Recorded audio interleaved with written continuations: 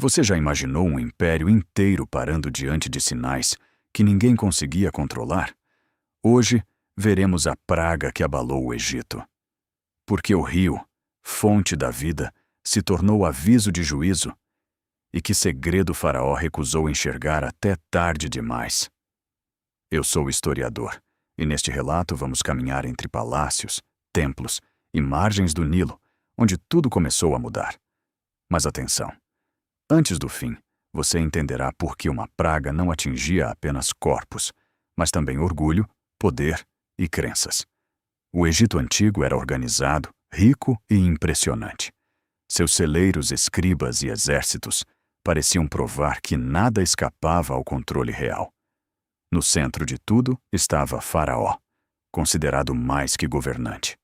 Para muitos egípcios, sua autoridade tocava o mundo dos deuses. Porém, havia um povo vivendo sob trabalho pesado, clamando por libertação. Israel estava ali, preso entre ordem imperial e sofrimento diário. Então surge Moisés, não como guerreiro poderoso, mas como mensageiro. Sua missão parecia impossível: pedir liberdade diante do trono mais duro. Imagine a sala do palácio em silêncio. Moisés fala, Arão confirma, e Faraó escuta uma ordem que desafia sua imagem divina. A resposta veio fria. Quem era o Senhor para que ele obedecesse? Naquele instante, o conflito deixou de ser político. Era uma batalha de autoridade. De um lado, o império visível. Do outro, o Deus invisível, exigindo justiça para os oprimidos. E aqui entra nosso primeiro grande mistério. Por que começar pelo Nilo? Guarde essa pergunta, porque ela muda toda a interpretação. O rio não era apenas água. Era estrada, alimento, comércio, fertilidade e símbolo espiritual do Egito inteiro. Quando Moisés levantou o cajado, segundo o relato bíblico, as águas se transformaram em sinal amargo diante dos olhos egípcios. O Nilo, antes celebrado em festas e hinos, tornou-se inquietante. Peixes morreram, o cheiro se espalhou e a rotina desabou. Não imagine apenas uma cena distante. Imagine mães procurando água limpa, trabalhadores parando, sacerdotes confusos e mercados sem respostas convincentes. Faraó, porém, não se curvou. Seus magos repetiram sinais menores, e isso bastou para alimentar sua resistência por mais tempo. Aqui percebemos algo importante. Quando alguém quer continuar no erro, até pequenas imitações parecem desculpas suficientes para não mudar de verdade. Mas a praga não era espetáculo vazio. Ela tocava justamente o ponto que sustentava a confiança egípcia. O Egito dependia do Nilo como o corpo depende do sangue. Ferir o rio era revelar a fragilidade do império. E ainda havia outro detalhe. Muitos associavam o Nilo a forças sagradas. Então, o sinal também confrontava crenças profundas diretamente. Moisés não atacava com espada. A mensagem era mais forte. Nenhum poder humano pode escravizar para sempre sem prestar contas. Esse é o coração do primeiro ato. Um império orgulhoso recebe um aviso, mas prefere proteger sua imagem a ouvir.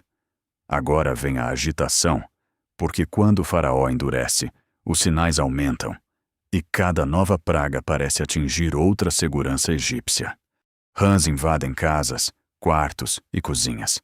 Aquilo que parecia pequeno se multiplica até transformar o cotidiano em desconforto constante e humilhante. Depois, vêm insetos, feridas, perdas no campo e medo crescente.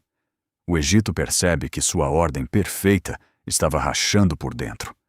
A cada praga, uma pergunta ecoava. Quem realmente governa? Faraó ou o Deus que ele desprezava? Mesmo assim, Faraó negociava, prometia, recuava e voltava atrás. Sua teimosia custava sofrimento ao próprio povo que deveria proteger diariamente. Esse detalhe é essencial para crianças e adultos. Escolhas de líderes orgulhosos podem pesar sobre muitos inocentes ao redor deles. Mas não pense que o relato é apenas sobre punição. Existe uma mensagem de libertação crescendo por trás de cada sinal. Deus não estava apenas confrontando o Egito, estava mostrando aos escravizados que o clamor deles não havia sido esquecido jamais. As pragas também desmontavam a sensação de invencibilidade. O império via seus recursos falharem, um por um. O campo sofre, os animais enfraquecem, a saúde é abalada.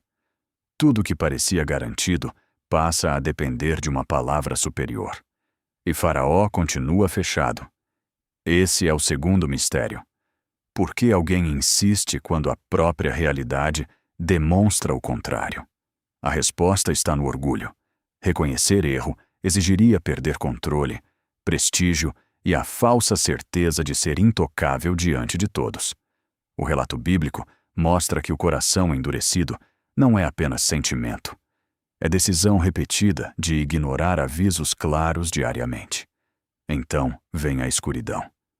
Não uma noite comum, mas uma sombra pesada sobre a confiança espiritual do Egito. Para um povo que observava o céu e reverenciava a luz, a escuridão carregava uma mensagem impossível de ignorar completamente. Ainda assim, havia luz entre os hebreus, segundo o texto.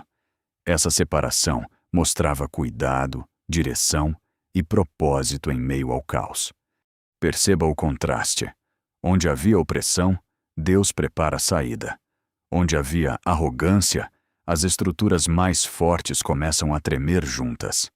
Agora chegamos ao ponto decisivo. A última praga não deve ser tratada com exagero visual, mas com profundo respeito histórico. Ela marca o limite final da resistência de Faraó. Depois de tantos avisos, a recusa encontra uma consequência dolorosa e histórica. Na tradição bíblica, a Páscoa nasce nesse contexto: proteção, memória e libertação para um povo que partiria naquela noite decisiva. Famílias hebreias obedecem instruções específicas, enquanto o Egito encara o peso acumulado da desobediência real. O objetivo do relato não é estimular medo vazio.